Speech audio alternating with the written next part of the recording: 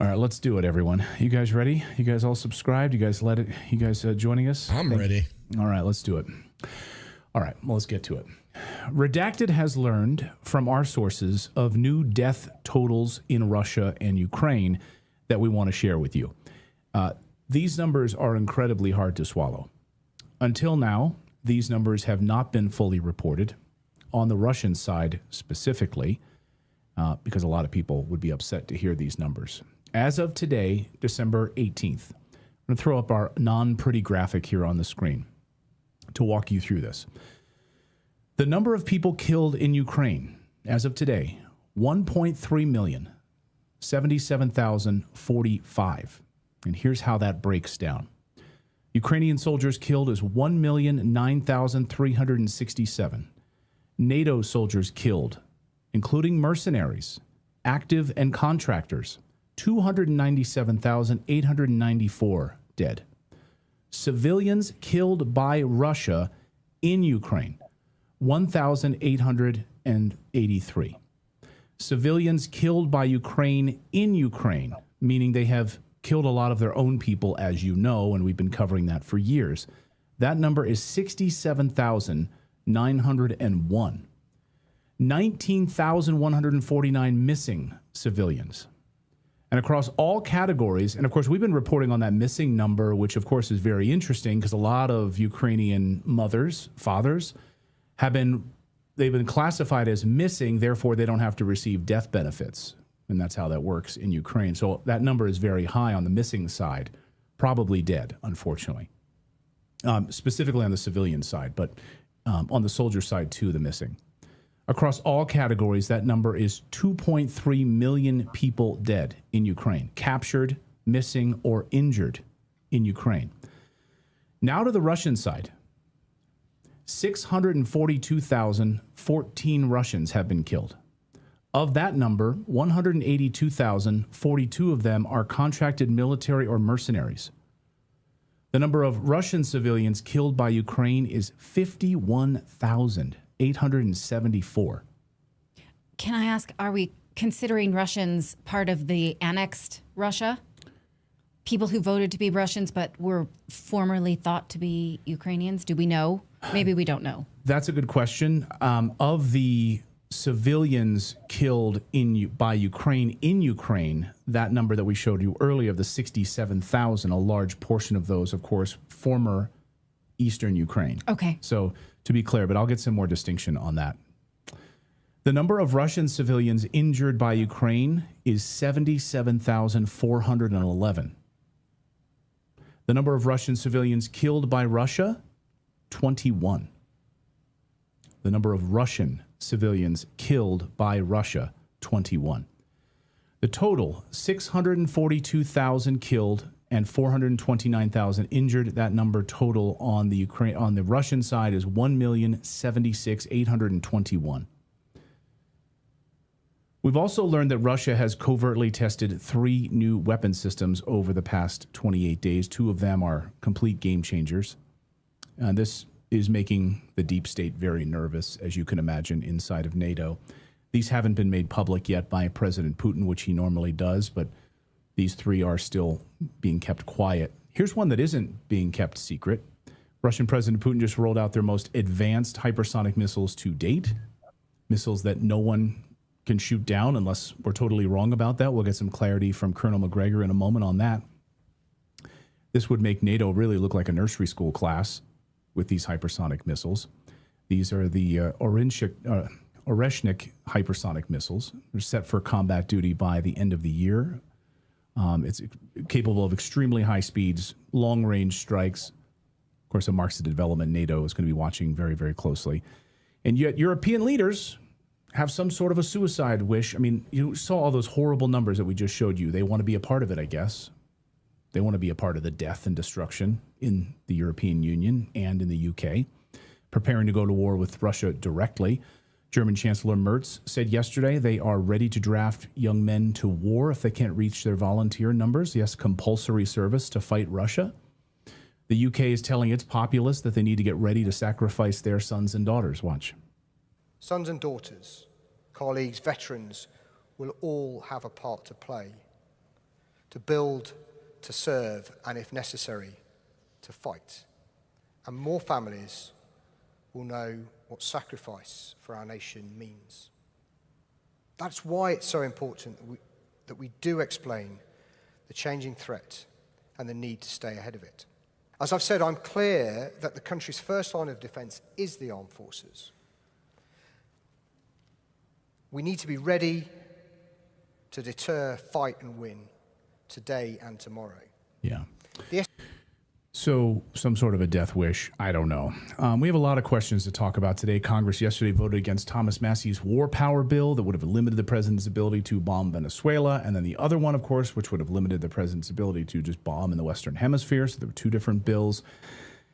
And all of this is happening right now as the Pentagon plans a major reorganization. And our next guest is calling for Pete Hegseth to basically clean house of those four-star generals who are stuck in the past at the Pentagon. Colonel Douglas Macgregor is here to weigh in about all of these war developments.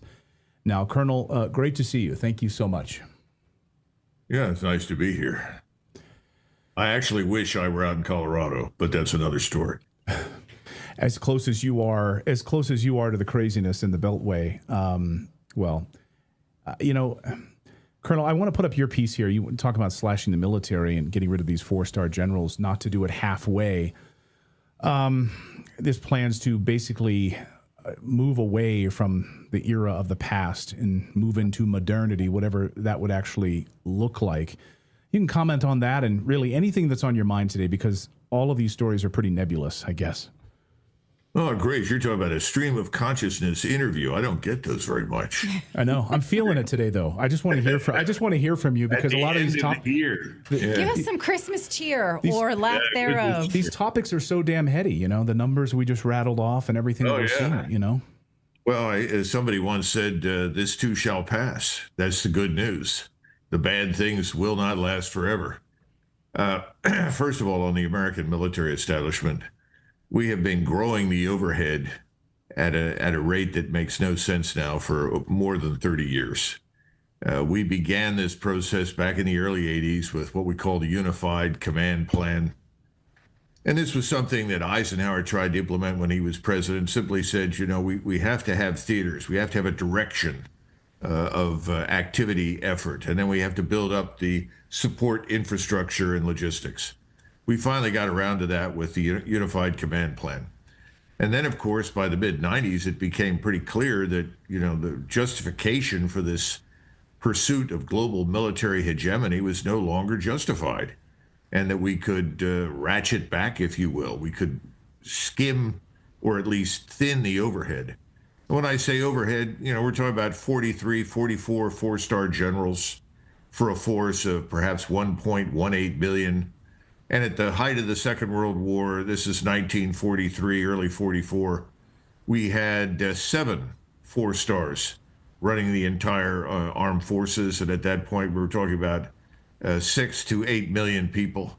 So, clearly, we don't need as many people in the 4- and 3-star rank categories. Then along came 2001, and we got this AUMF, this, the authorization for the use of military force. One of the provisions in that was more generals, more admirals. And of course, there's nothing the Pentagon likes more than adding admirals and generals and headquarters. And this sort of thing has gotten out of control. And President Trump understands this, but you have to have a strategy to go from what you've got today to something that's leaner and more effective. And that strategy doesn't exist right now. And that's why I wrote this paper and said, here are 7 points. These are the things that you really need to consider as you go forward. Because what I see happening in the Department of Defense, I'm supposed to say Department of the War, with the Secretary of War, is that they have some good ideas, and they sort of say, well, that's a good idea, that's a good idea. Yeah, let's do that, without thinking through carefully the total reorientation of our military power to defense of the United States preeminently, primarily in the Western Hemisphere, and its vital interests. And those vital interests tend to revolve around access to something we call the global commons. That means air, sea, land, space that may be of importance to us, where there are minerals, resources, and so forth.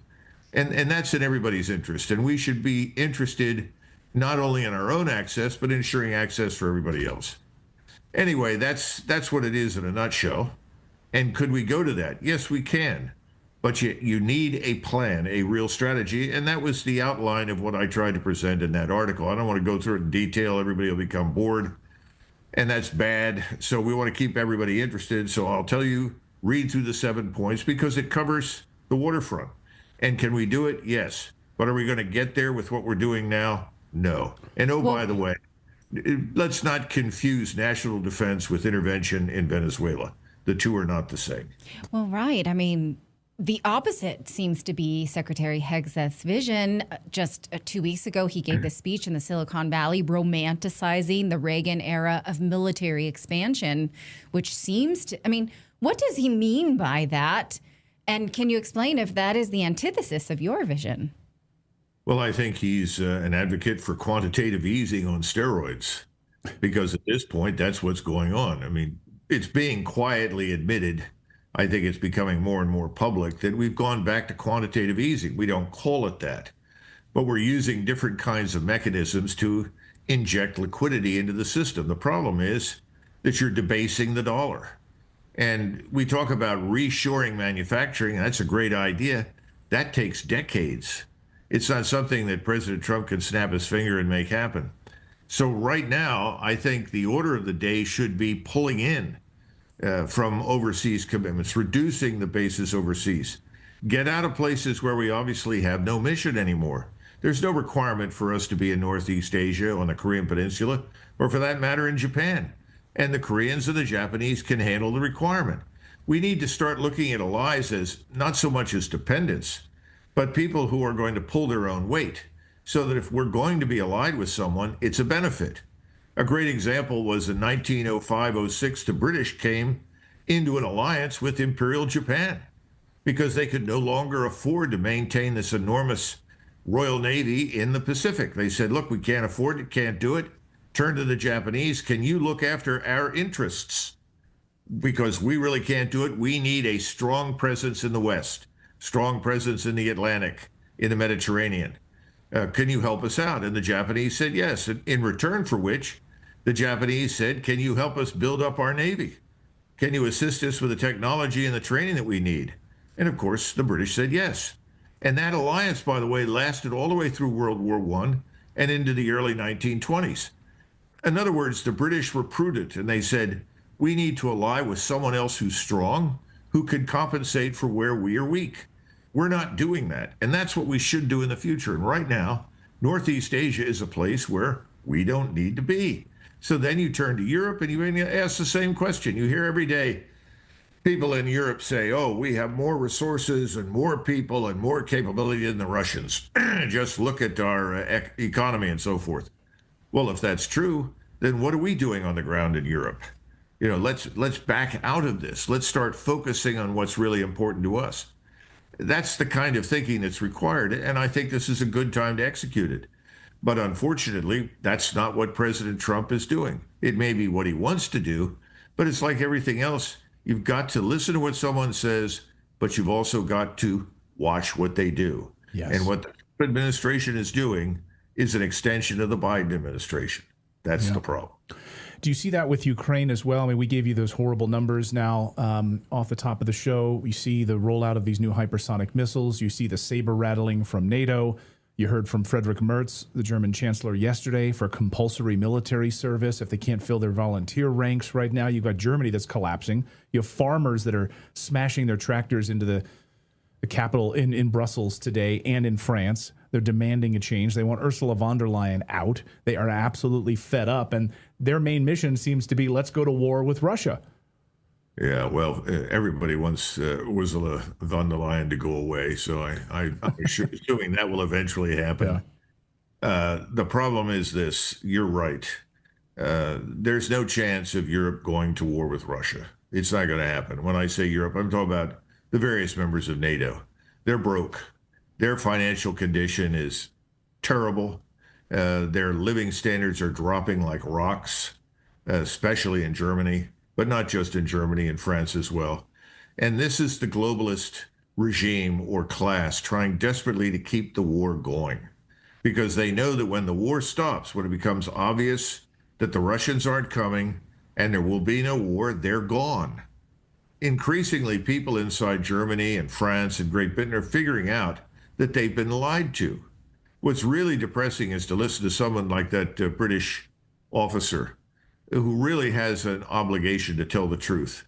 Just spew out this crazy fiction about a war that Britain absolutely positively does not need to fight and would be suicidal for Britain to even seriously consider. But, you know, you've built this mountain of lies on the assumption that Russia is something it's not. It's the Soviet Union. No, it isn't. It has all the land and resources that it needs. It doesn't necessarily want more territory. If the Russians were even close to what people describe them as being, they would already be on the Polish border. You know, they certainly have been willing to sustain losses in order to kill the enemy and win. And they have just taken in hundreds of thousands of additional manpower that they're going to train and equip and put into the army.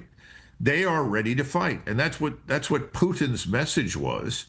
And that's what everybody should hear very quickly. He said repeatedly, we're not interested in going to war with anybody in Europe. We're not interested in conquering Europe.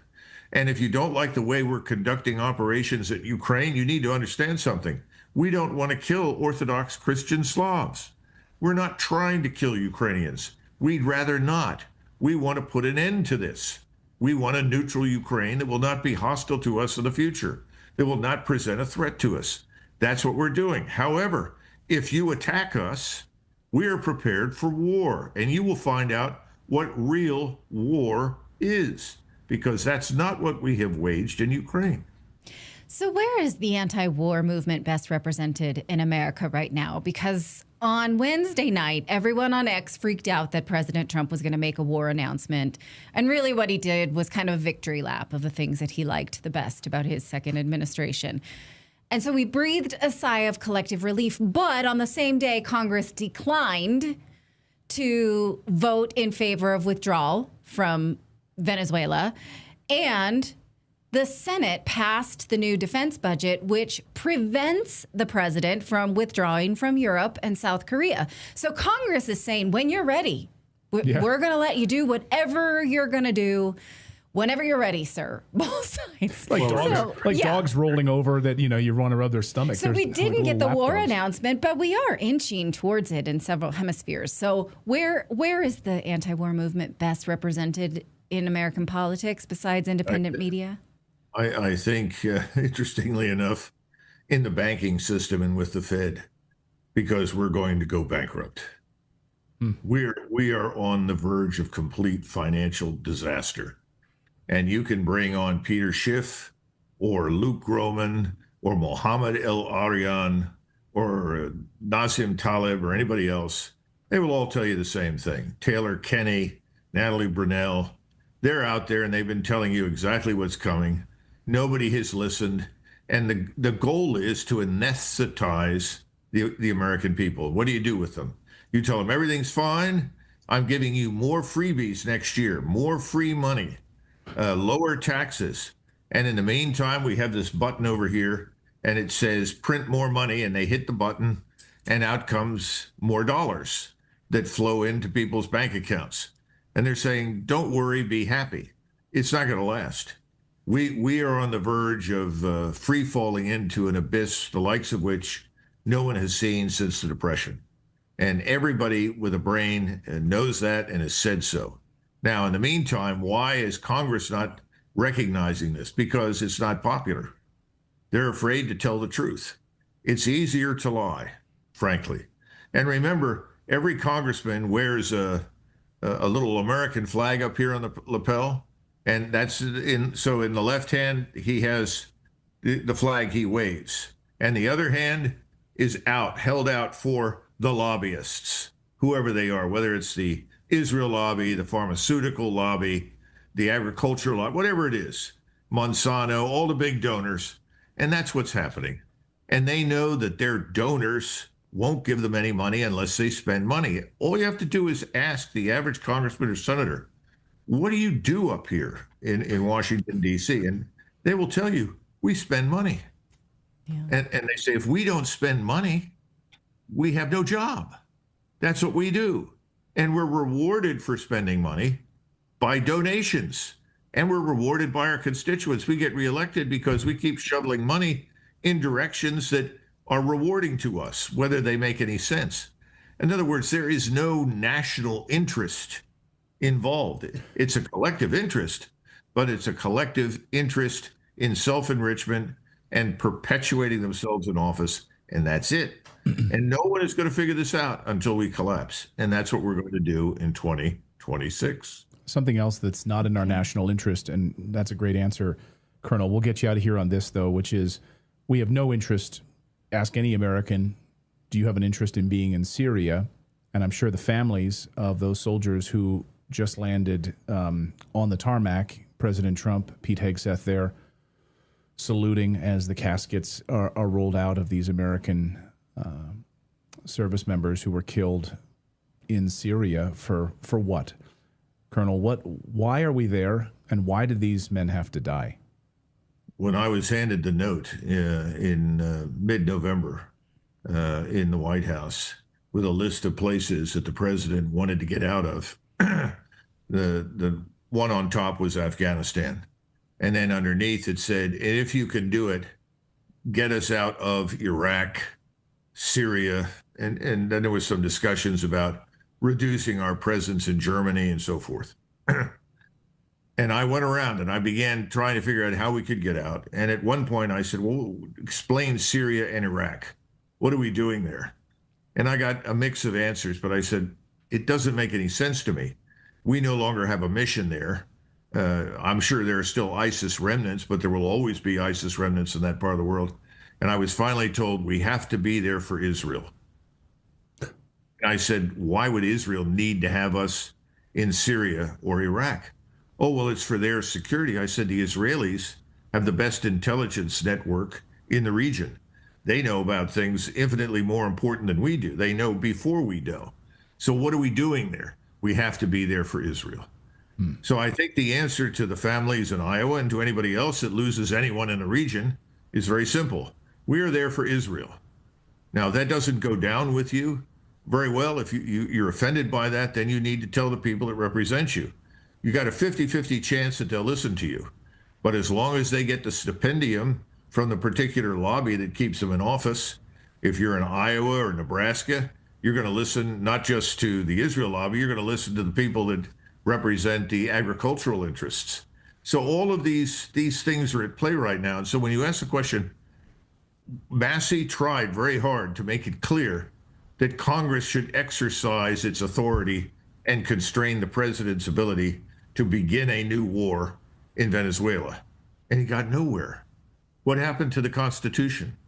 What happened to the history of this country and the understanding we have that you've got to go and get a declaration of war from Congress? Well, it went out in 65. It's never come back. And no one has an incentive to do anything different.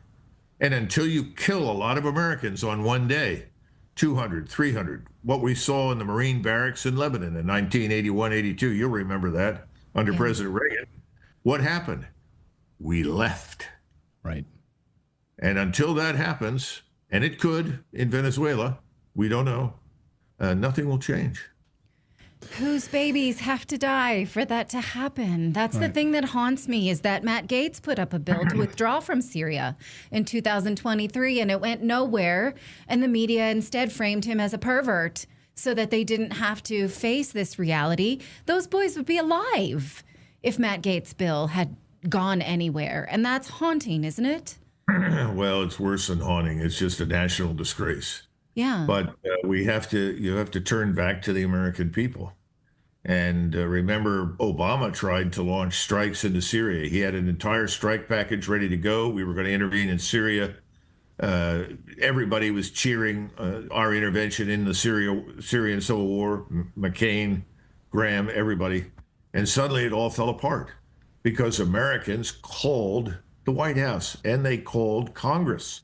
And they raised hell and said, we don't want to be in another war in the Middle East. Forget it.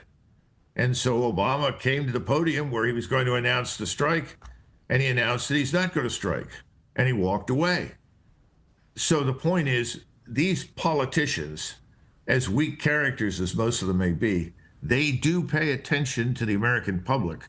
when they register their indignation at the ballot box and when they threaten to never vote for these people again. So I would say if you are concerned about this as an American citizen, do it. Send telegrams, get on the internet, send emails, get on the phone, call it and say, I don't want this. If you do in great enough numbers, there's a good chance it won't happen.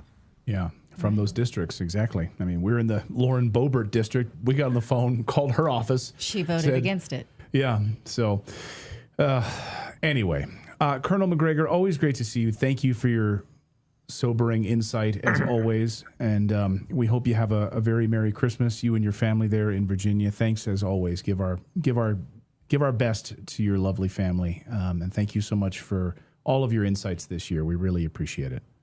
Same to you and Natalie and your children, and I expect next year you'll speak better Portuguese. Well, Natalie is the expert on Portuguese. Pois. No. Não vá. No, muito bem. No, muito bem. No, it's not going to happen. Okay. Colonel, Great New Year, too. great seeing you. Happy New Year as well, and Merry Christmas. Thanks, Colonel. Bye-bye. All right. Coming up, we're going to go to Poland next. We're going to speak with Dr. Mike Krupa about what Poland is doing because they are agitating for this sort of permanency of war, lining up and placing landmines, which is a violation of an agreement that's been in place for a long time. They're going to all sorts of landmines along the border now to protect themselves against the Russian invasion. Where have we heard this before? They're agitating for a permanent war in Poland. So we're going to talk about that. And we're also going to talk with a gubernatorial candidate out of Florida. Yes, you may have seen that James Fishback has been trending for saying, yes, Netanyahu is a war criminal, and you can say that in Florida if I take the governorship. Right now, you can't. Ron DeSantis has gone all the way down the Zionist litigation or Zionist laws and regulations, making it so that schools will lose funding if they don't support Israel. You cannot boycott Israel. How did that happen in one of the freest states in the nation? We're going to talk to someone who does not stand for that, but is still running for governor in the Republican Party. So hold on to your hats for that. All right, but first, cybercrime spiking during the holidays, of course, and that's why we want to tell you about our friends at WebRoot, because, you know, you want to protect yourself, and it doesn't have to be complicated. Protect your devices, your privacy, and identity this holiday season into 2026 with 60% off WebRoot, all-in-one protection for less than $75 only at webroot.com/redacted. It's the perfect gift even for the hardest person to shop for in your life because it has all of those things under one roof. Your device, identity, private protection. It's also a VPN. It has a Web Shield threat, which will detect and block malicious websites before you visit them. It works with Edge, Chrome, and Firefox. It's got a password manager, a system optimizer to delete traces of online activity. Family protection includes toddlers, students, seniors, and other dependents. Here's a great piece of this. You'll get up to $1 million in expense reimbursement for stolen funds and out-of-pocket costs due to identity theft. So right now, check them out by going to webroot.com/redacted for multi-device, multi-identity plans. You choose for your family what works best for you and get 60% off right now their WebRoot Total Protection Plan. webroot.com/redacted. Well, we also want to tell you about our friends at Shopify because, hey, if your goal in 2026 is to finally launch your own business, we want to encourage you to do it. And we want to encourage you to start at Shopify. What you're seeing there on your screen is the Redacted store, which does run on Shopify. And you know, because of that little purple Shop Pay button, when you see that on the web, you can be assured that that store does run on Shopify. Why do we use Shopify? Well, it's incredibly easy to start and grow your business. So whatever your idea is, you can launch it with Shopify and they will help you build a beautiful store. They will help handle the back end. They have customer support around the clock if you get confused. So you don't need to be an expert at that. You can be an expert at whatever it is you're an expert at and then launch it to the world. And again, they can help you build your dream store. You can choose from hundreds of beautiful templates that you can customize to match your brand. So start today, shopify.com/redacted. Sign up, spend your free time over the holidays not going through dumb memes, but instead workshopping your idea in order to get it launched in the new year. Again, just like the Redacted store, we are happily customers of Shopify, which is why we're so glad that they support our Redacted show. Head on over to shopify.com/redacted. You can sign up for a 1-month trial period today. Shopify.com/redacted. One more time, that's shopify.com/redacted.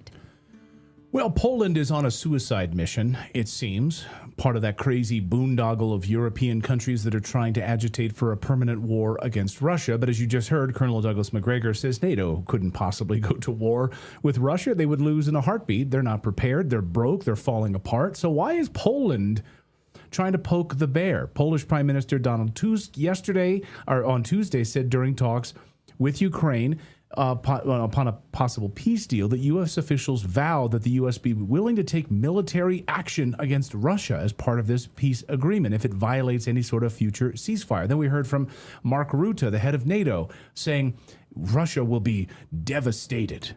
We will devastate Russia if they violate any sort of ceasefire agreement. We want to go after them. But Poland's not wasting any time. They're lining up now a new tranche of massive amounts of landmines that'll be sitting on the Polish border. Poland is ramping up this program to lay these anti-personnel mines on their eastern border, and it plans to deploy them along the eastern border and export them also to Ukraine. Of course, this is, if I'm not mistaken, a violation of like a decades-long agreement to not use these types of things. But okay, so Poland is girding its loins for a permanent war with Russia.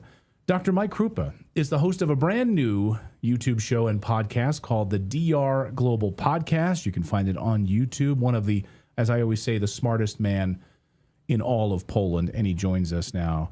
Mike, great to see you. Welcome back to the show. Merry Christmas to you. Thank you, guys. Great to be back. What do you make of this move by Poland? An economy that's in trouble, a people that are not interested in any kind of war with Russia. Why are the leaders in Poland really moving your country towards like a suicide mission? Well, I think it's a narrative that's prevalent in all of Europe. You know, the quicker we're seeing the end of this war, I think the end is nearer than it was, a year or 2 years ago.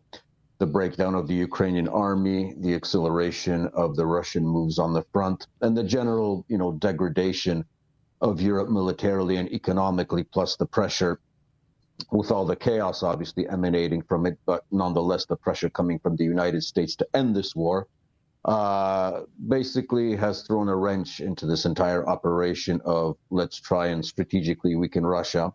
And one of the things that, the governing elites in Europe want to keep is to at least make sure that the public opinion in each of these countries, the major European Union countries, continues to believe that Russia is on the verge of invading the rest of Europe, which is obviously nonsense. It was always nonsense. It behooves, I don't even know how to respond to such a claim because it's just so ridiculous. I mean, there's more rationality to the claim, I think, that Maduro was exporting drugs to the United States than that Russia is planning an invasion of Europe, even though that first statement is also absurd. But I think it's a desperate act. I think it's throwing money into garbage, obviously. In Poland, we also have our own mini military industrial complex. People need to make money. And the company that is going to apparently supply these anti-personnel mines, from what I read in that Reuters report, is a Polish company, so there's a lot of money to be made. But as I said, it's performative actions to keep the public opinion, or at least the segment of the public opinion that voted for the governing coalition currently in power in Poland, to make them continue stew in that, soup of fear of Russia, and make sure that the level of that fear doesn't go down in any way. How is life in Poland right now for the average Polish person, given this war that's been on your doorstep for many years now? Well, like in other parts of Europe, we're dealing with inflation. Obviously, that's been a kicker in the ass, so to say. Unfortunately, we've been flooded with a couple of million of Ukrainian migrants, sometimes called refugees, which has brought significant burdens not only to our economy, to our housing market, but in the most fundamental areas, such as internal security. If you look at the crime statistics in Poland right now, Ukrainians, unfortunately, are on the top when it comes to foreigners. So that hasn't made Poland safer. We've obviously given up any pretense of being a responsible power in this region of Europe. We should be a power that is, facilitating negotiations between Russia and Ukraine and the United States, just like, Viktor Orban is doing in Hungary. Robert Fico is trying to do in Slovakia, and we have a turn in politics, obviously, right now in the Czech Republic with Andrej Babiš coming to power and reasserting Czech sovereignty in the face of the behemoth in Brussels, the EU. And taking a strong stand against this pro-war radicalism that has engulfed Europe. So in Poland, unfortunately, we're in a situation where nobody in the public opinion, in the polls show this, doesn't want a war with Russia. The negative attitude towards Ukrainians in Poland, every single poll in the last 2 years is confirming that this negativity is only on the rise. But the government doesn't seem to care because, unfortunately, there are still people in Poland who, don't realize that there has been an internet revolution. They still take their news from the mainstream media, unfortunately. And that populace is the one that still gives the votes to the liberal governing coalition. Obviously, they're mostly boomer types, so they're slowly moving to that other world, so to say. But unfortunately, there's still a voice in Polish politics. And once that generational shift happens, by way of information, I just want to tell you that in the last poll that was conducted in Poland, Grzegorz Braun's Confederation of the Polish Crown Party has 11%. So that's actually a pretty good sign because the Confederation of the Polish Crown is the most, as you well know, you've had Grzegorz on your show, consequentially anti-war, pro-sovereignty, anti-globalist party in Poland. So their rise is a good sign for things to come. It definitely shows that especially the young under 40 electorate is voting completely differently than their parents, which is a very good sign. So can I say it bluntly then? Are young people in Poland, they've had enough? They do not want war? Of course. There is no constituency for war among the under 40 crowd in Poland. There is no constituency for open borders. And I would even say there is no strong constituency for the maintaining of the European Union, at least in its current form, and Poland's continued presence in the European Union. There's many more Eurosceptics in the under 40 crowd that has, that uses basically the instruments that we have on the internet of dissident media, of alternative media sites, and doesn't rely on their information space to be their television set and basically the two or three two private, one state-owned channels that basically feed the same BS with some degrees of difference, but not much. So, yeah, there is hope. But as I said, despite the problems, you will not find in general a constituency in Poland for war with Russia. That's for sure. So, the government even realizes this because they'll say, we're not going to send any troops to Ukraine.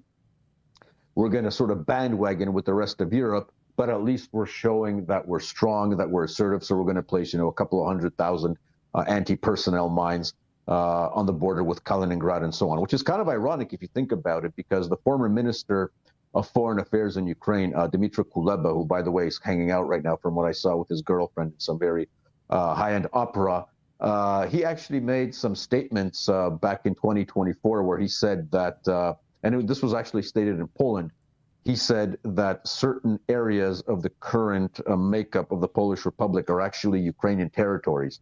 And that stirred a lot of indignation and anger, even from the Polish government, which demanded a retraction. But also in 2022, Kuleba presented then Secretary of State Blinken in his office with a historic map of Ukraine that actually included two current Polish cities. So there is an appetite among Ukrainian nationalists for certain areas of eastern and southeastern Poland to be returned to Ukraine. They claim it's historical Ukrainian lands. So I would argue if we were to put any anti-personnel mines, we should put them on the border with Ukraine and not with Russia and Belarus. Oh, wow. You can make some headlines with that one. But it's hard to argue with that. Doctor, we'll get you out of here on this energy issues all across Europe. You're seeing the collapse of Germany right now. You're seeing protests from Paris to Brussels today. I mean, farmers have had enough of these globalist pigs. What is the energy situation like for you guys in Poland right now? Well, we've got news that an American company we've actually received the blessing from the European Union. This was big news recently in Poland that we're going to finally have our own atomic energy factory. It's going to be built by an American company. I forgot which American company at this point. It's kind of late here in Poland. Sorry about that. Yeah. But we realized that there's this undercurrent of thinking that, Russian gas was cheap, but we had to cut ourselves off because everybody else was doing it, and we don't want to be subservient to, the Russians in that regard. There's been a lot of talk about buying American Freedom Gas, LNG, bringing also it from Qatar. But the energy situation in Poland is basically the same as in the rest of Europe. So energy prices have gone up ever since the start of the war. The only sane person in that regard seems to be Viktor Orban, who basically plays a really hard-hitting game of realpolitik, because not only does he get cheap Russian gas, but he also gets exemptions from the United States to continue buying the cheap Russian gas. That's why I call, Viktor Orban the sort of virtuoso of realism in Europe, which he definitely is. So we're pretty much in the same, bandwagon as the rest of Europe when it comes to energy prices. I was surprised to see, well, not really surprised, but you probably heard the news that one of Volkswagen's sub-headquarters was actually closed down recently in Germany, which is like, really? Volkswagen is closing down in Germany? The first thing that comes to mind is, sure, more sanctions will definitely resolve this problem. Right. So in general, I guess we would say we have the same problems as the rest of Europe. The real estate market in Poland is actually, when it comes to prices, in the top 5, if not 3. So in that regard, the effects of mass immigration, unfortunately, are hitting us pretty hard.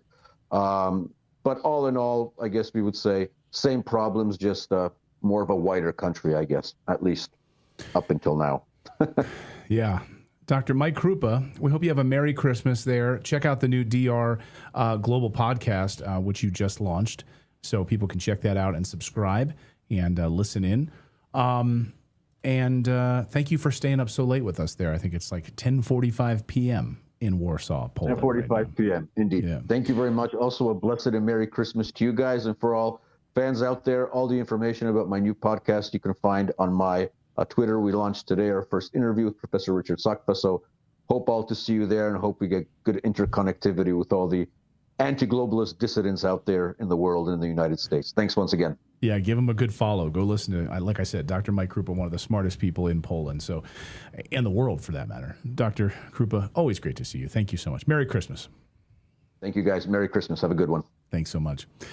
All right, coming up here, we're going to talk about exactly what Mike was just talking about there with these farmers' protests and Volkswagen shutting down. What is happening with Germany as it moves towards collapse? We're very lucky. We've got a great guest here on the show today, which is economist Richard Werner.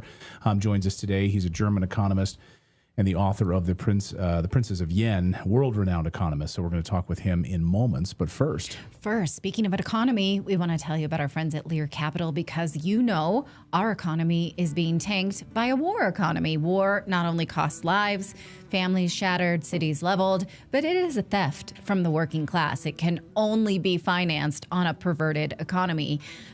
We haven't really felt the full scale of just how much that war spending has hit, because we have the Federal Reserve to continue to pervert the dollar. But we will. It's inevitable. If you listen to our guest earlier, Colonel McGregor talked about how we will collapse financially from what we are doing. The dollar, the value of the dollar. Well, that's why investors are looking at U.S. debt war spending and the value of the dollar, but also the value of gold and silver, which has held its value and continues to do so because it is a tangible asset. If you would like to learn how to invest in precious metals, it's never been a better time to do it. Go to our friends at Lear Capital to do it. If you go to LearRedacted.com, they can get you a free investor guide. They can start from wherever you are. If you understand the classes of bullion, you're good to go. If you don't, you get a full personal 101 class. I suggest you just pick up the phone and call them because you can talk about what has happened predictably to the US dollar. You can talk about why precious metals are holding their value, and you can talk about where you can start personally. You can start in an IRA. You can start with cash that you've got on hand. There is a buffet of options, but you never know until you get started. So call them at 1-800-613-3557 or go to LearRedacted.com. One more time, that's LearRedacted.com. You get your free guide. You can receive up to $15,000 in free bonus metals with a qualified purchase. So one more time, it's 1-800-613-3557 or go to LearRedacted.com. Where did I get that? I don't know. I'm glitching. I'm having like You're glitching? I'm a real person. It's not an AI glitch. You want to pinch me? Always. Go ahead. I always do. Do it. Ow. See, I'm real. Gold price is today $4,331 an ounce, and silver price is $65 an ounce. So, the AI revolution is strong for silver right now. The demand is off the charts. That is for sure. Okay. Let's talk about Europe, the collapse of Europe, the collapse of Germany. Tens of thousands of European farmers have had enough with the leadership in Brussels. I don't know if you've been paying attention to what's happening in Brussels today, what's happening in France. It's happening really all over Europe. We were there, of course, in Berlin, covering the farmers' protest in Berlin when it was like 10 degrees or 20 degrees below zero. And those farmers were out there saying, we've had enough. Farmers this afternoon actively trying to smash into EU headquarters through police barricades, tear gas being thrown at them. Watch this.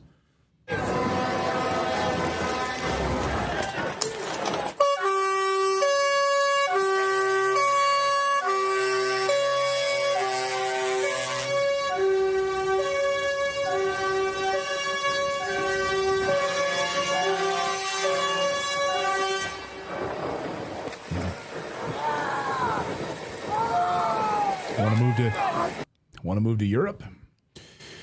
These globalist tyrants. Romantic notion, isn't it? Right. Want to sit there and sip your coffee in the plaza? Speaking of people who have done that and learned the hard way. Yeah, exactly. Meanwhile, Germany fully heading towards collapse. Volkswagen announcing their first ever production closure at a German plant. Yeah. Volkswagen. I mean, who that's like saying McDonald's is closing down there in the United States. I mean, Volkswagen, you don't get more German than that. World-renowned economist Richard Werner joins us today. He is a German economist and the author of Princes of Yen. You may have caught him on Tucker Carlson's show. There is the cover of the book, The Princes of Yen, Japan's Central Bankers and the Transformation of the Economy. And we're thrilled to have Richard here on the show. Thank you so much for being here. Thank you for having me. It's a pleasure. I'm a great fan of your show, so it's great to be with you. Well, thank you so much, and we are humbled by your presence, of course. I guess first, maybe let's talk about these farmers and what they're demanding and what is happening there, and then I want to shift to Germany, if you can. Give us your sense of how big is this, and how devastating is this? It's been an ongoing struggle, and it's good that the farmers continue to fight and they haven't given up. Essentially, the war on farmers and therefore the war on European natural food has been ongoing for many years. It continues across the EU, but also in neighboring places like the United Kingdom, where from next year they'll have actually a new inheritance tax, which will essentially disown farmers and take their land when the father dies and the son wants to take over. Well, it won't be possible. They'll have to pay so much inheritance tax. In Europe, in the EU, the list of grievances is very long, and it includes all these measures that are forced on the population under the banner of saving the planet, saving the climate.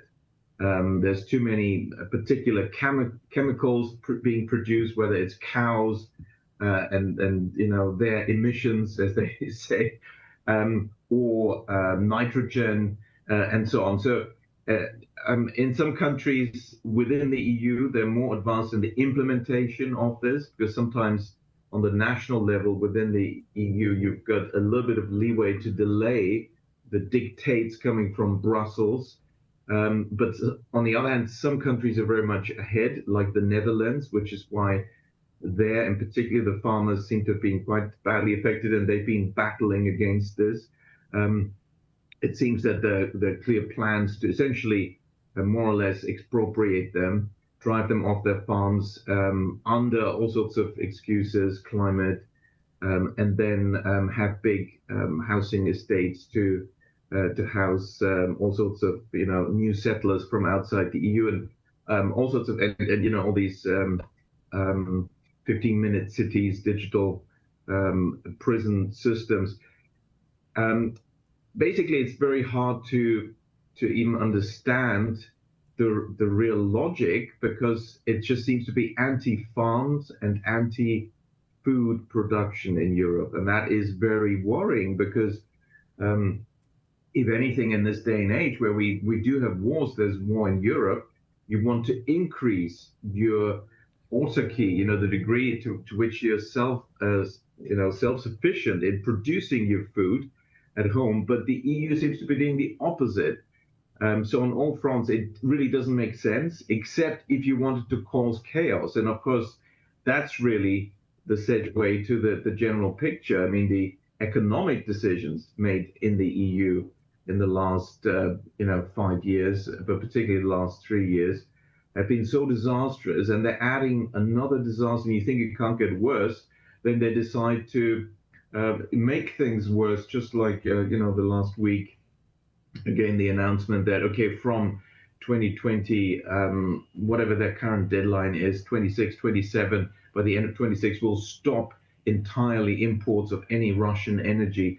At the moment, still, Western Europe is reliant on Russian energy, even though they had already cut this back and it's hurt the economy very badly. They want to reduce that even further. So the measures essentially add up to economic mayhem and the deindustrialization of Europe, while at the same time also the agricultural sector is being taken down. It seems to me, we lived 5 years in Portugal, that the average European understands that the European Union continues to make their life harder through bureaucracy, through requirements, and they can go on the news and they can say things like fight against terrorism, fight against Russia, unprovoked war, the planet, the economy, and only idiot expats buy that. And it's the people there who are international living who are like, oh, yeah, Europe, they're so great. They're doing really great things. But the average European understands that this just makes their life harder and more expensive.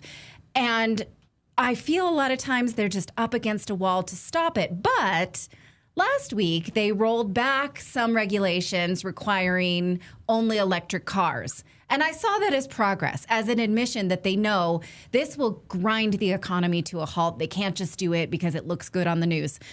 Am I wrong to take some optimism from that? Is there adults in the room? It is a tiny bit of a silver lining. Of course, they still have their goals. You see, they're just saying, okay, well, we'll be less strict. We'll only enforce 90% of those anti-combustion engine measures. And there will be allowed to be 10% left, of combustion engines by their deadline. Previously, it was 100% had to be gone. Now, 90% has to be gone. So it's not much, but it is a silver lining. It's true. And of course, it was the automobile industry lobbying hard, because it's quite blatant that people don't want the electric cars. The costs are enormous. The environmental burden is enormous. And also, mind you, people are starting to realize that the whole thing was a con from the beginning, because not just because CO2 being made into this artificial enemy, and then if that was consistently applied, then you'd actually admit that when you manufacture these cars, and they're huge and heavy batteries and all the the resources and minerals you need to make those batteries, and the CO2 emissions in the process. So that never made sense. But on top of that, the fact that everyone can calculate is, see, if everyone actually did switch to electric cars, there just isn't enough electricity for everyone to drive. Now that tells you something, you see. What does it tell you? And I always tell people that, you need to consider the Soviet Union as the model, and the EU has been modeled on the Soviet Union on so many levels, but it includes these strange policies. You think, well, so what is that policy about? That's strange. Well, think Soviet Union. So in the Soviet Union, they had cars. Oh, yes, they had cars. Well, to be precise, the elite had cars. The communist cadre, the top people, they were driving in cars. And everyone else, well, public transport, you see. And this is what it's going to be about, because basically there is not enough electricity, and that's not going to change in the next 5 years. And therefore, what they really want, they want to take away individual mobility and then force people, the majority, to be reliant on public transport. And of course, the investment in public transport has been tiny, negligible, nothing compared to what China has been doing. Very impressive public infrastructure. So it's not as if there are real alternatives. So really, they're just going to restrict mobility of people, full stop.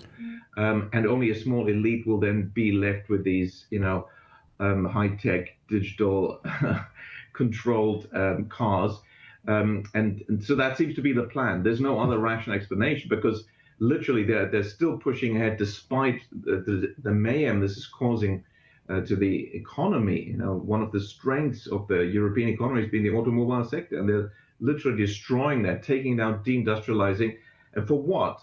For people then not to have cars, you see, because not everyone will be able to drive electric cars. Now, how is all this possible? To have these Soviet-style rationing systems of austerity, belt tightening, and scarcity being imposed, when really we could be in a world of abundance. It's possible only in what the Soviet Union showed us, a dictatorship. Now, that shouldn't surprise anyone, because literally the European Union has been created, modeled on the Soviet Union as a dictatorship. Wow. And this is very easy to prove. Now, the Soviet Union claimed to be a democracy. If you go back and read contemporary accounts of themselves, well, we're a democracy. Why? Look, we have a parliament. The Soviet Union had a parliament. But everyone would point out, and everyone would know, well, it's a sham rubber stamp parliament, because the laws weren't written by the parliamentarians. They weren't lawmakers. We call a member of Congress, member of parliament, we call it a lawmaker. Well, that's not the case in the Soviet Union, because they had no power to propose any law. They were all written in the unelected dictatorial Politburo, the communist cadre. And that's exactly the model that was used when the European Union was created. The design was done by the CIA. They were always jealous of all this centralized power. They love central planning.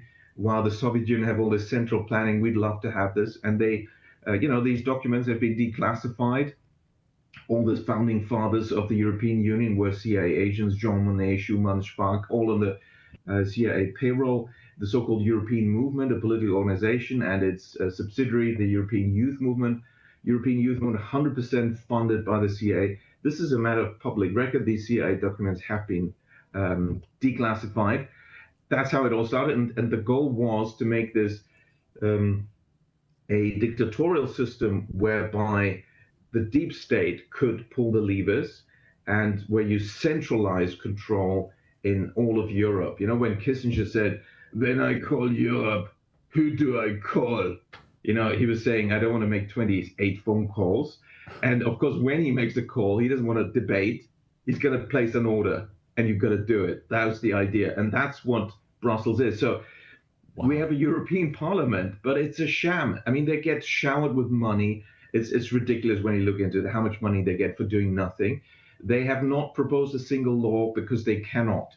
All laws are written, drafted by the unelected Politburo called the European Commission. And it's a rubber stamp parliament. So it's like the Soviet Union, literally. That's the setup on purpose. Now, that's how you can, when you then have the wrong guys at the top, and we haven't really been blessed with great people leading this, you can impose deindustrialization, creating recessions on purpose, belt tightening, implementing agendas under the label of protecting the environment and saving the planet, which are actually quite nonsensical, don't make scientific sense. And of course, we saw under COVID how this works and how much the European Commission centrally imposed all those measures.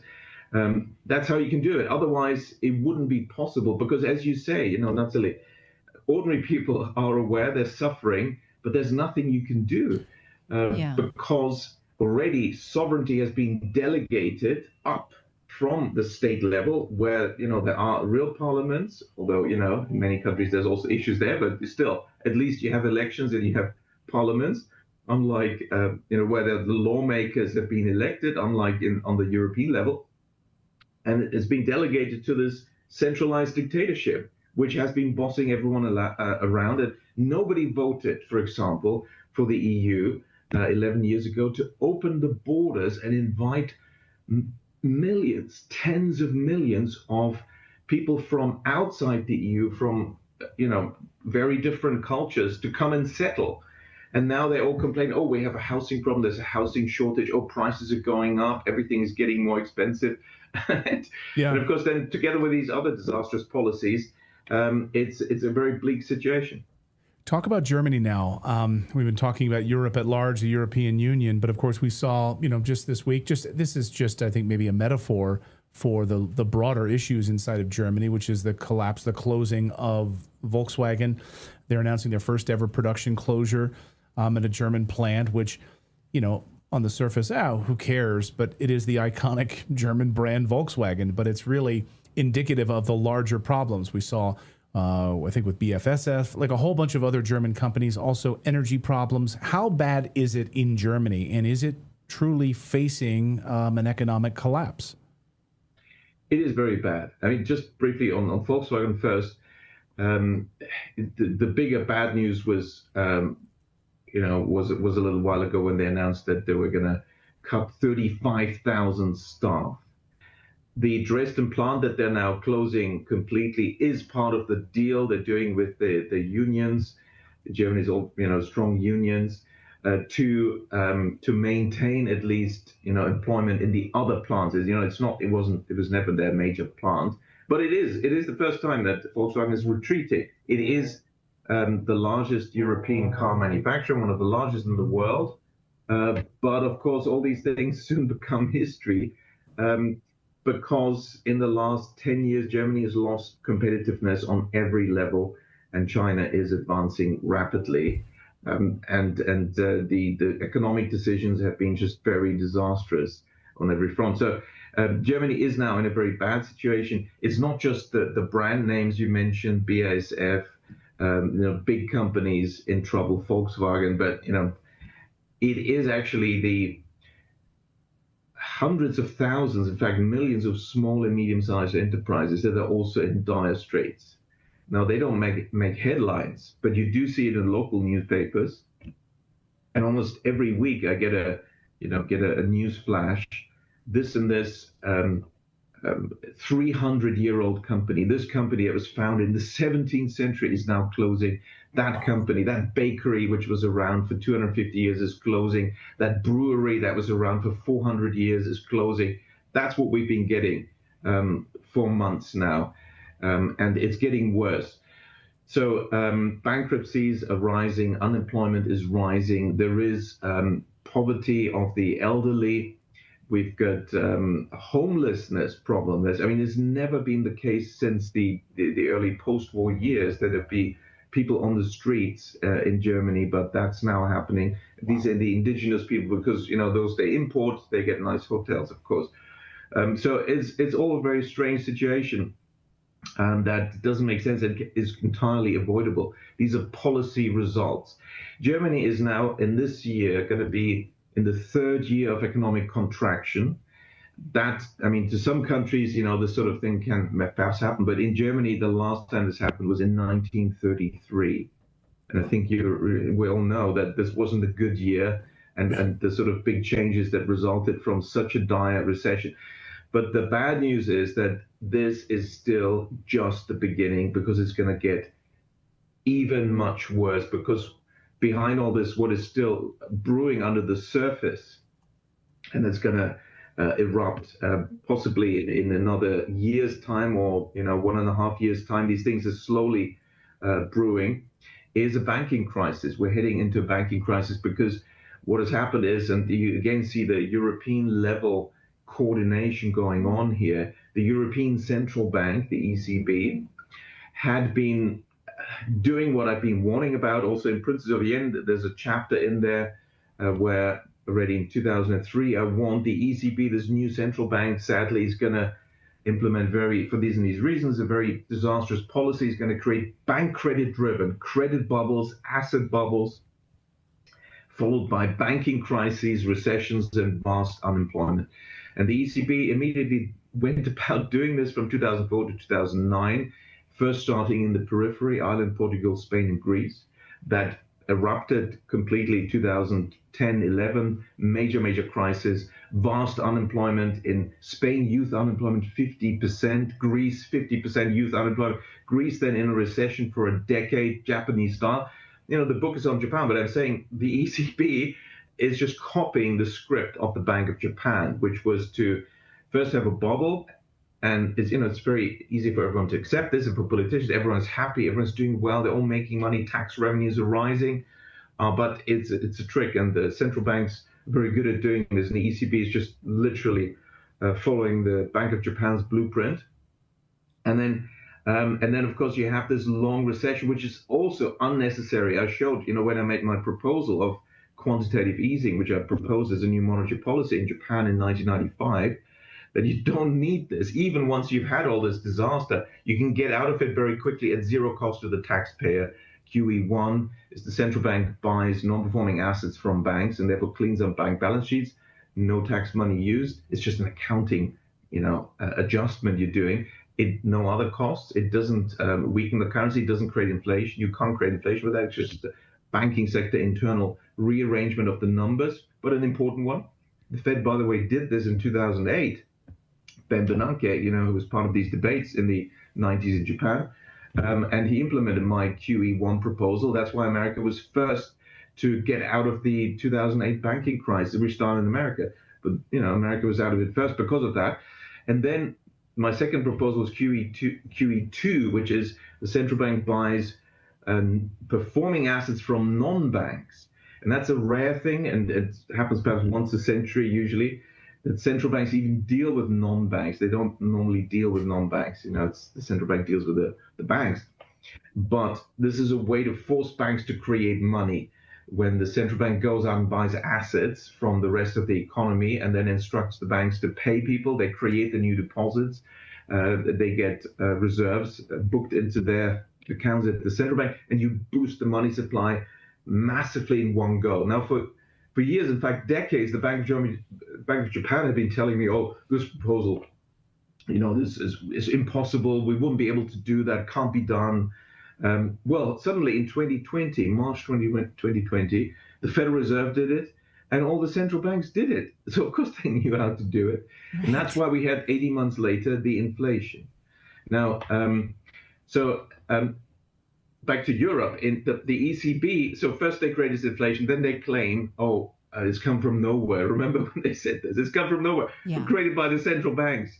And the ECB basically has been implementing a two-stage program. So first, wreck the periphery, and they want to be a fair central bank. So it's now the turn of the center. Germany and other countries, Austria in the center.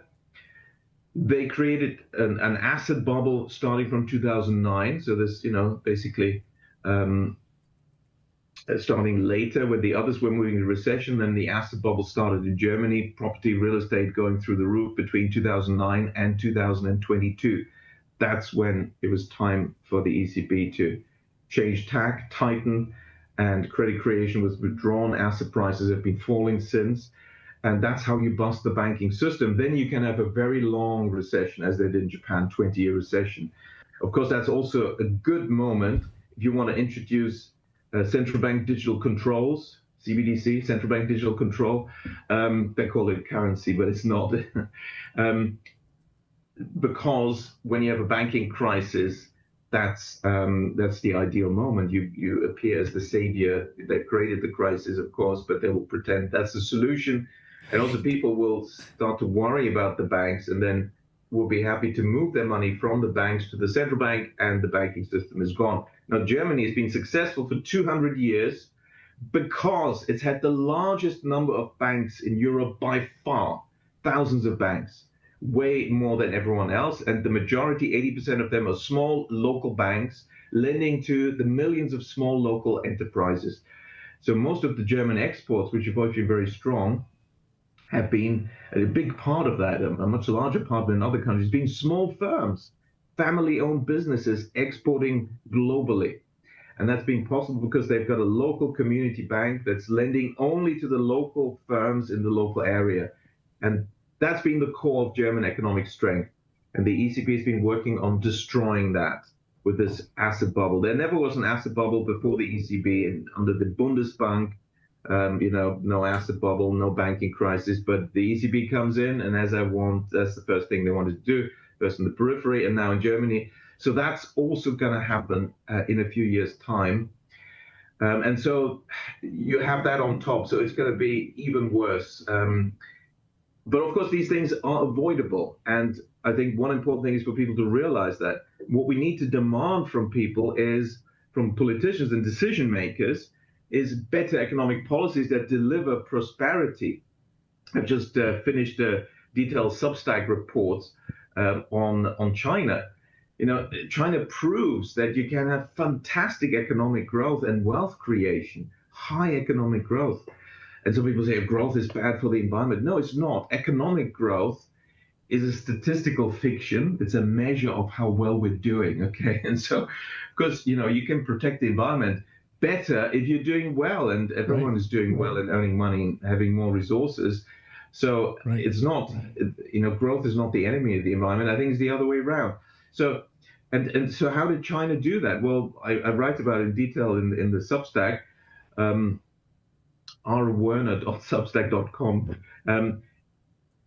Japan was really the first country to adopt this high growth model in East Asia, and Korea, other places, Singapore, Taiwan, and then from 1978, China literally copied the core system, and it's based on thousands of banks. I mean, when Deng Xiaoping became leader in China, he went to Japan.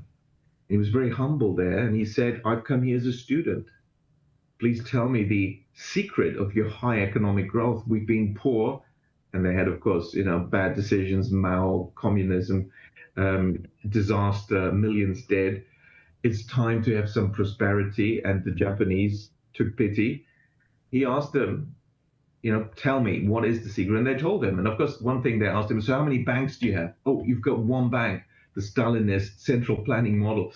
Not a good idea for 700 million people at the time, now more than 1 billion. You need thousands of banks. And he understood it. And he went back, he created 5,000 banks. Small banks, local banks, mainly lending to small local firms. That's been the German model. That's originally where Japan had it from. That's what we can demand. We just need different policies. There's no need for recession and disaster in Germany or anywhere, actually. If we have the right policies, we can get prosperity.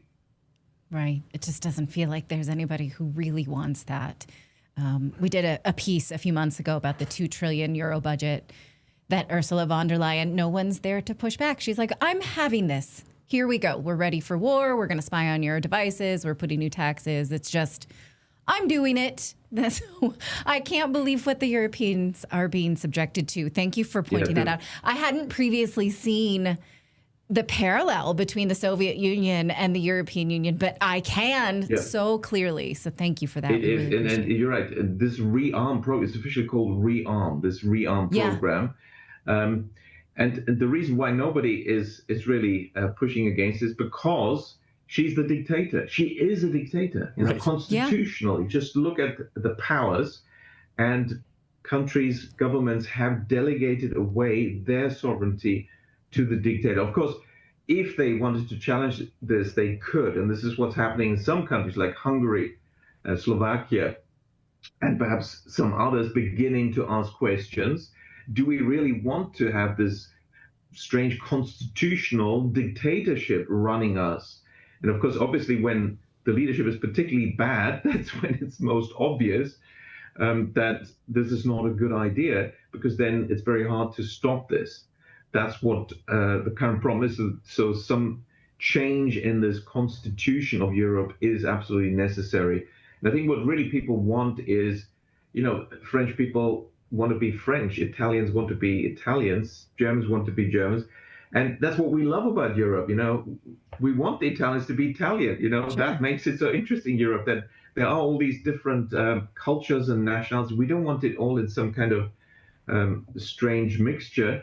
And so really what people signed up for and what people thought they're getting is this, Europe of nations, where people have a free trade area, free movement of goods and services and people within that, but everyone is still in charge of their country. People have different national, interests and emphases and priorities, and that's good, and they should be allowed to do that.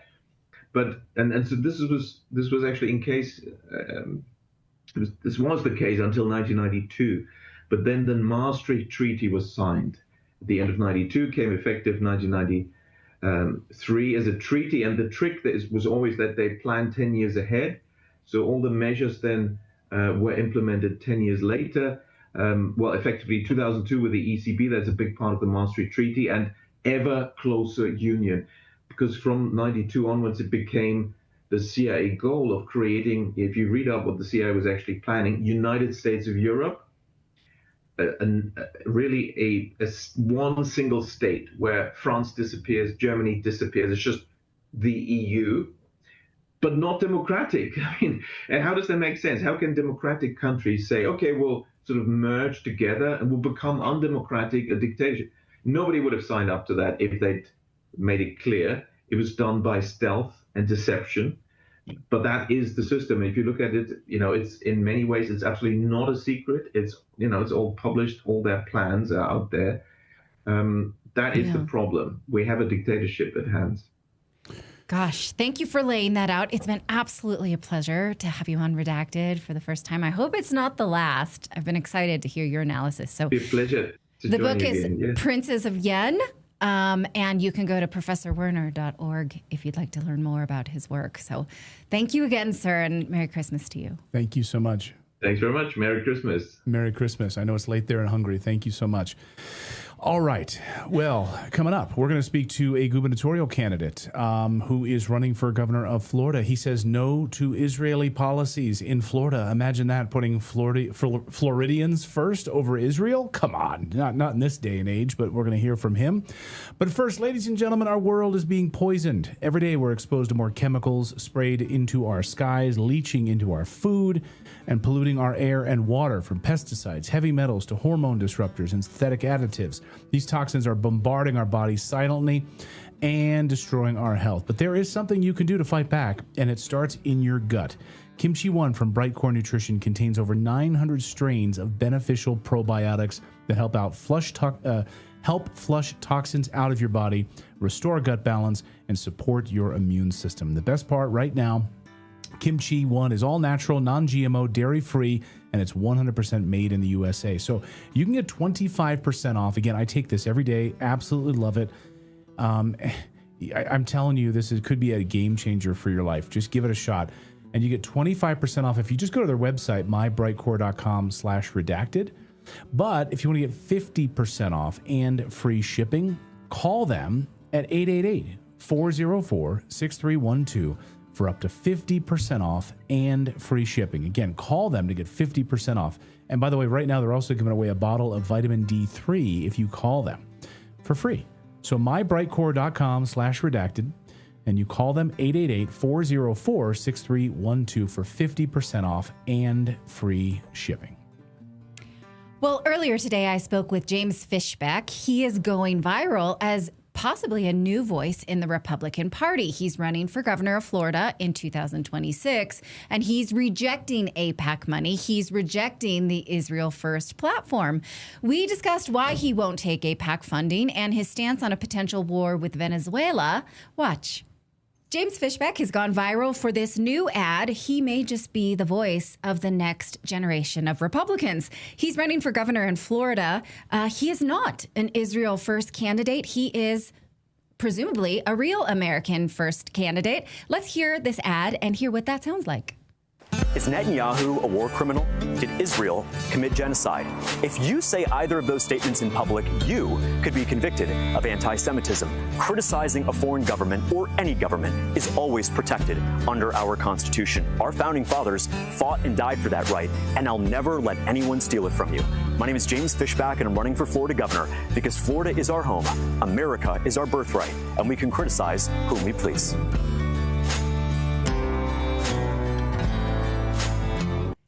All right. Well, independent thinkers are excited about that ad. They're excited to hear someone say this. That's why we wanted to talk to Mr. Fishback himself. Thank you so much for joining us. My pleasure. So Ron DeSantis has been an incredibly popular governor because he stands for a lot of liberties, but one. In Florida, they have gone so far beyond just expressing support for Israel, but to penalize people who boycott Israel, who express any kind of division against Israel. Universities, state contracts can be denied on political speech. So it's important to say this, unfortunately. So tell us about this journey, how you got here, and how most of us may have missed these civil liberties that have been denied to Floridians. Well, it all starts with a man named Randy Fine, who took the travesty that was October 7th, and it should be unequivocally condemned. Hamas is a terrorist organization. The innocent killing of civilian life on October 7th was wrong.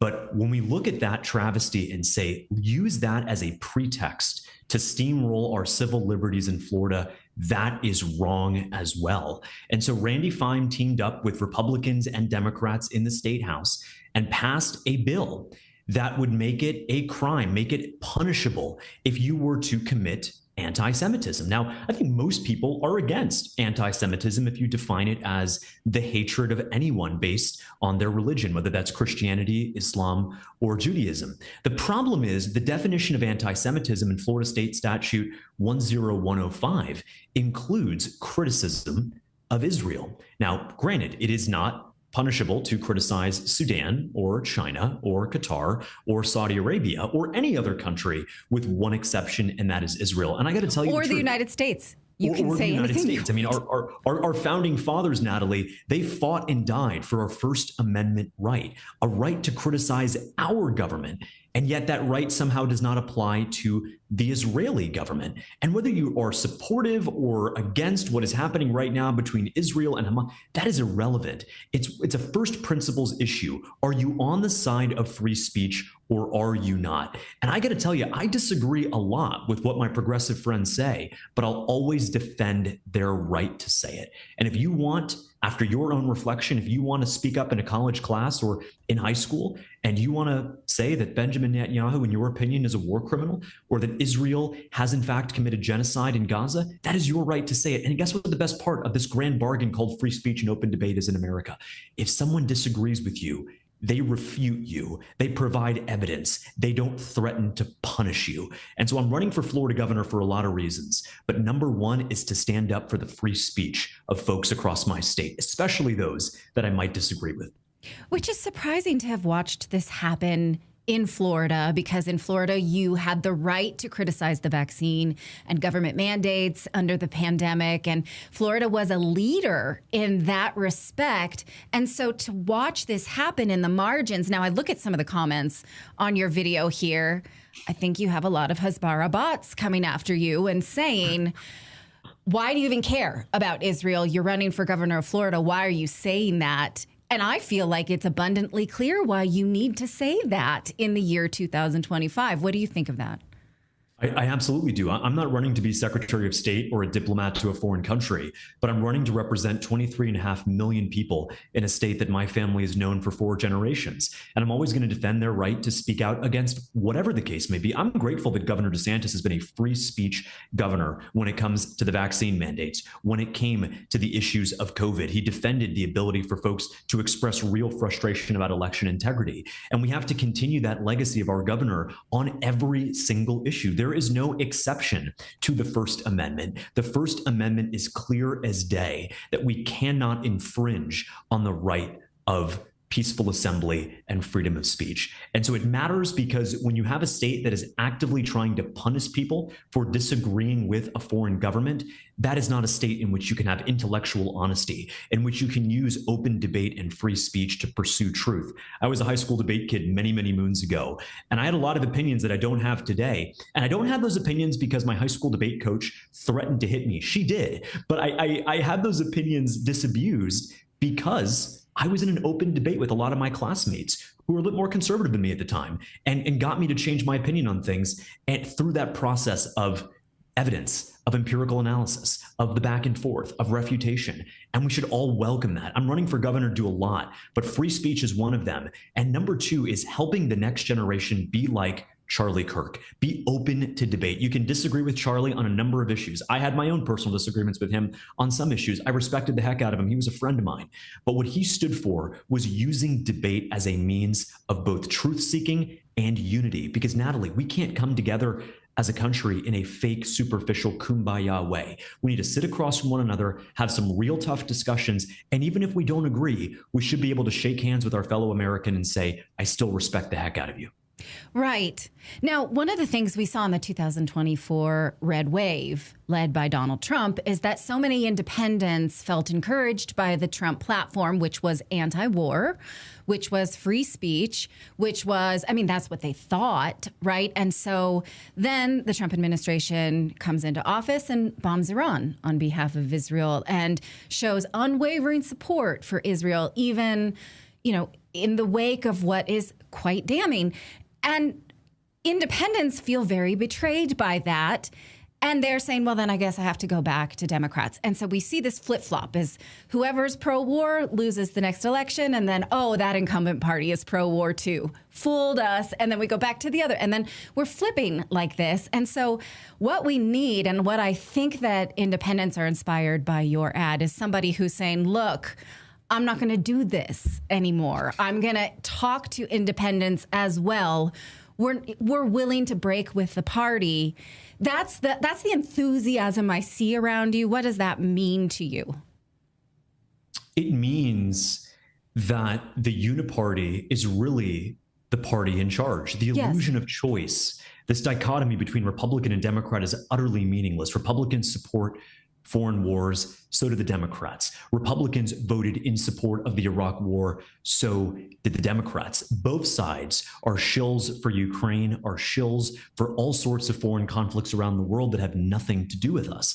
Now, I am an America First conservative. That means I don't want our tax dollars or our men and women in uniform fighting pointless forever wars in other parts of the world. I got to tell you, the Middle East is never going to be largely democratic. Parts of Asia, South Asia, are never going to be largely democratic. We have to be real about that. And when we do decide to put our men and women in uniform into a conflict, it should be precise, short-term, and have a very clear interest that is strategic to the United States. Ukraine was not that. Iraq was not that. So much of the foreign conflicts of the last 30, 40 years have not met one, let alone all 3 of those tests. And so I'm running for governor because there's a real frustration with the uniparty establishment that pushes for corporatism, that pushes for foreign wars, that wants our aid dollars to go overseas. I don't want our aid dollars to go to Ukraine, Israel, anyone. And it's not out of contempt for Ukraine or Israel. It is out of an unabashed, unapologetic love for our people and our way of life. Okay, I really like what you're saying there. Can you explain then this tweet that you put up about your statement on Venezuela? Because you have said that you support President Trump's goals in Venezuela, and I'm not exactly sure what that means. You just explained that you support short-term and precise military action. I haven't seen much of that in the last several decades out of the United States. So what is the template that you would consider a success towards our goals in Venezuela? So I want to be clear. Our goal in Venezuela is not to nation build. It is not to send DEI bureaucrats and teach about gender ideology as we did in Afghanistan. Our goal is rooted first and foremost in self-defense. Nicolas Maduro is a homicidal dictator who has killed Venezuelans and Americans alike. Natalie, this is a guy who exploited the Joe Biden, Kamala Harris open border to send Tren de Aragua gang members who took over apartment buildings in Colorado, who trafficked fentanyl, cocaine, and other drugs in our communities to poison Americans and raped and murdered our women. This is not out of a desire for a highfalutin goal of democracy far away. The effects of what Maduro has done deliberately is affecting folks most right here in my state of Florida. I see it. And we also have a very large migrant population that has come here in the last couple of years, leaving Venezuela because of that dictatorship. So what I support, my statement last night is very clear. I do not support a forever war. I do not support nation building. I do not support anything longer than a short-term operation to remove Maduro from power for one reason and one reason only. This guy has consistently been a threat to the United States, unlike Saddam Hussein, unlike Vladimir Putin, unlike all of these other foreign conflicts in the Middle East, has been a direct threat, not hypothetically, but empirically. And then secondarily, we have over 100,000 Venezuelan migrants living right here in Florida. Let's give them a country they can move back to so we can remigrate them out of here, whether they want to or not. It's time for them to go. And so I am against foreign wars. I am against military intervention that leads to nation building. But as America first, I think we have to recognize this old principle of the Monroe Doctrine. We have to own what happens in our hemisphere. Principally because what happens in Venezuela is directly affecting communities right here in my state of Florida. I guess I'm not quite clear on, you don't support regime change, but you do support Maduro being out of power. Now, in 2019, the Trump administration indicted, the Bill Barr Justice Administration indicted Maduro. That didn't seem to do much. And then the Biden administration tried to create gas deals with Maduro. You know, so our foreign policy has not been consistent with Venezuela at all. You know, I would like to believe that this is something that the Venezuelan people can handle. And I hear what you're saying in that this type of corruption is insurmountable. But at the same time, we don't have a template for having done this well. And I just don't have the confidence that it's any of our business. I think, and I'll just tell you what I think, and then you can respond to this, that a strong National Guard, you know, defending our borders, defending our own coastline might be a better idea than going abroad and making a muck of this again.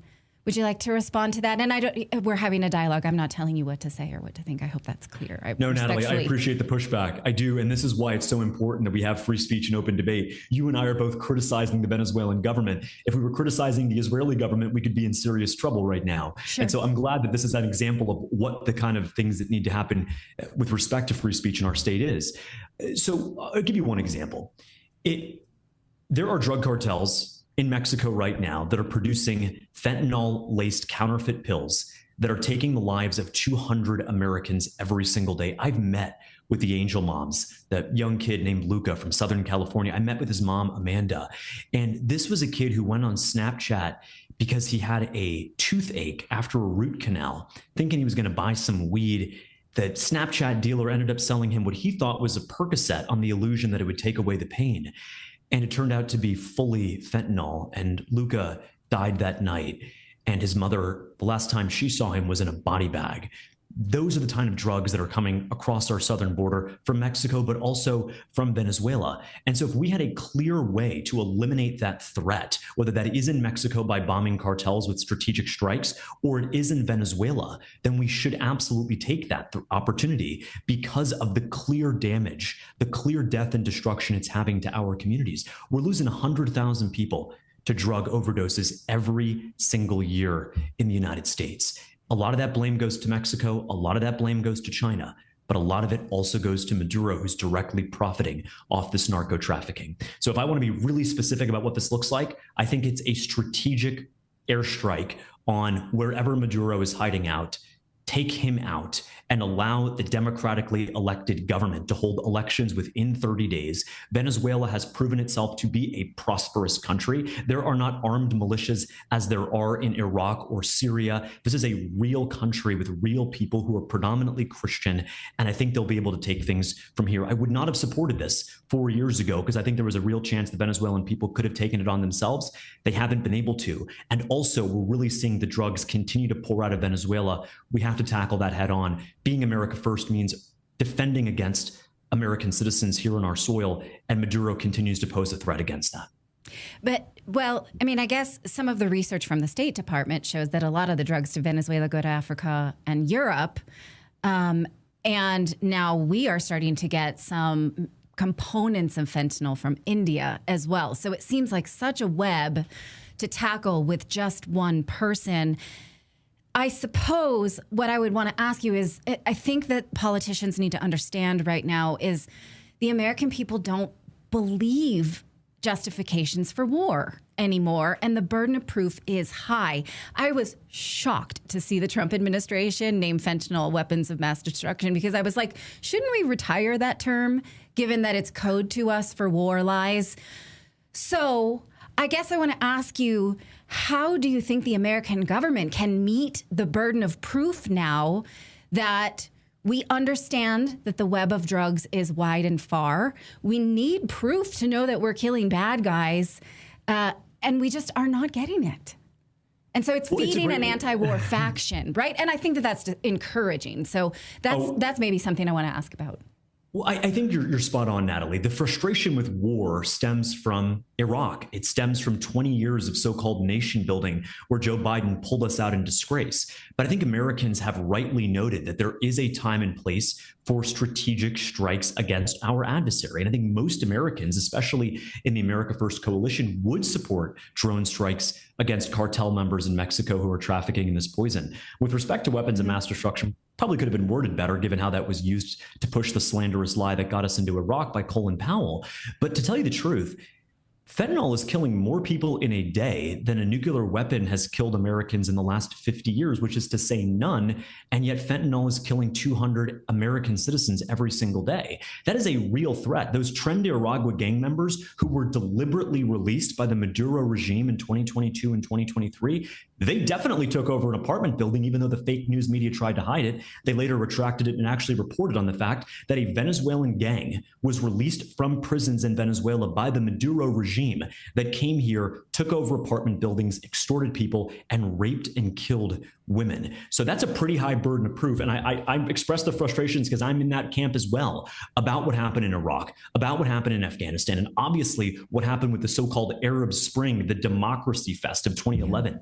That was a lie. And of course, Ukraine. But I do think that there is a time and place to use strategic military action, not war, not putting troops on the ground, strategic military action to eliminate a proximate threat, and then letting the cards fall as they may. And again, this is not Iraq has never really been a genuine democracy. Afghanistan hasn't even really been a genuine country, to tell you the truth.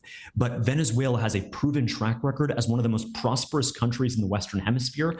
Prior to Maduro and Chavez, they'll be able to revert back. There are no armed militias. So we're not suggesting that this is a war. The only thing I would support is President Trump doing a short-term strategic strike to remove the Maduro regime and his generals that have already sent really bad hombres into our country to rape, to kill, to hijack buildings, and to poison our communities with drugs. We have a legitimate, clear, direct, undeniable national interest in stopping drugs and gang members from pouring into our country. And then lastly, I'll tell you, I grew up in Florida. And so I know a lot of these Venezuelans who fled the Maduro regime. They're not like the Haitians. They're not like the Afghanis who come here and take advantage and act like parasites. They genuinely want to go back to their country if this regime is removed. They can't get a passport.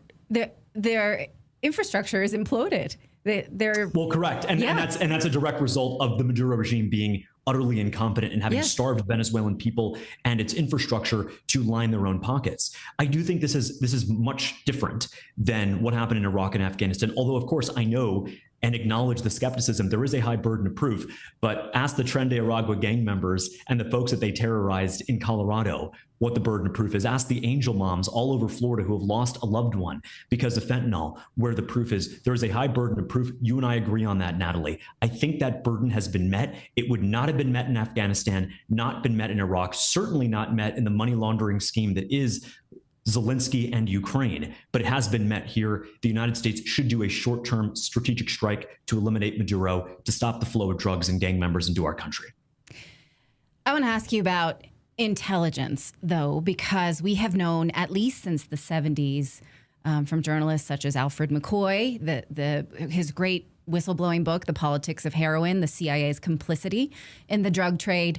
We know that we are not innocent, and so this is playing out like another Saddam Hussein was an ally of the CIA. Oh no, we've seen this before, right? And so I don't know that we can use the military to fix what we have already perverted through back intelligence channels. So that my opinion about it, and please respond, is that you can't fix you can't put a Band-Aid on this until you treat the infection. And we need to look at how much of our deep state has been complicit in the drug trade before we just go and take out a symbol of it.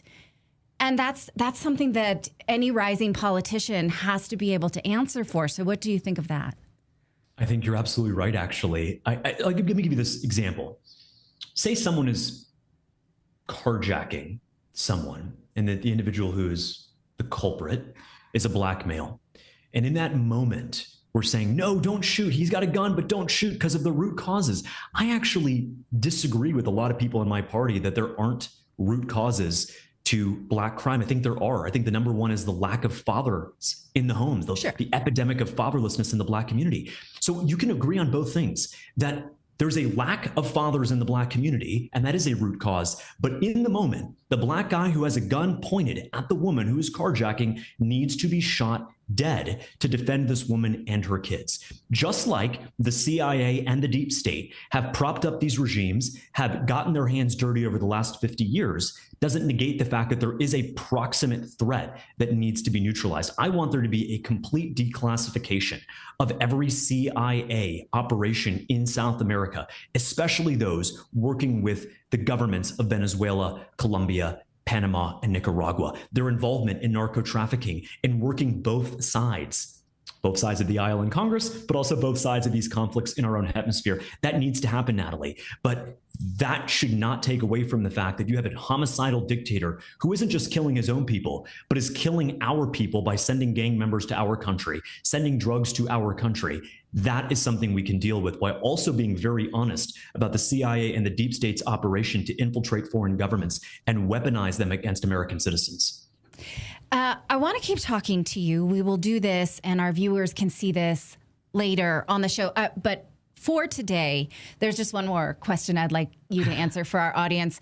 It has to do with not being backed by AIPAC. Now, your opponent in the race next year will be backed by AIPAC. He has one of those red full screens, if we can put this on the screen later, how much he's taken from AIPAC. That seems to be a real liability moving into someone who wants to court the next generation of voters. But what kind of brick wall are you up against by refusing? Well, wall is an interesting way to frame it. I guess so. Yeah, I didn't mean pun intended. Pun intended. Well, let me say this. My AIPAC tracker is green. It will always be green, because I will never take a dollar from any organization that lobbies in the interest of a foreign government. As our Lord and Savior commands in Matthew chapter 6, you cannot serve two masters. I'm running for Florida governor to serve one, and that is the people of my state and American citizens. Not Israel, not Qatar, not China, no one else but Americans. So if that means AIPAC offering me money or a paid trip to Israel, I'm saying no. If that means Qatar, as they did earlier this year, offering me a paid trip, that means no. The only trip I'm going to be taking as Florida governor, my first trip, will be to Brazil, because they buy $19 billion worth of stuff from Florida every single year. I want to go there. I want to double that amount and create 1,000 great paying jobs for high school grads so they can actually contribute to our state and earn a great income. And so as all of this is shaking out, I think we have to be honest that a politician who takes money in the interest of a foreign government is forever tainted and compromised. Even if they don't think they are, and it calls into question who their allegiance is actually being pledged to. I'll never take $1 from AIPAC. I have never taken $1 from AIPAC because I'm unapologetically America first. Well, you can watch this whole interview over the holiday break. Look for the full conversation with James Fishbeck, running to be the next governor of Florida, and let me know what you think. Was really excited to talk to him, and I think that he'll have a political career that we are going to be watching. So let me know what you think. Hey, thank you so much for watching. This is our last live show for the year of 2025. We'll be back right after the holiday. We have a lot of great content for you over the break. We have a conversation with Dave Smith. We have conversations about, is Avatar a CIA plant? What else? We have a lot. Coming up this weekend, we have a whistleblower from the military who's going to talk about UFOs. It's going to blow your mind. Part 1 of that is on Friday, the 19th of December. So tune into that. Thank you guys for supporting Redacted in the year 2025. It has been an honor to learn alongside of you. We really appreciate you. I wish you the best holiday season. Can't wait to see you in 2026. Please come back. We love ya. Happy holidays, everybody.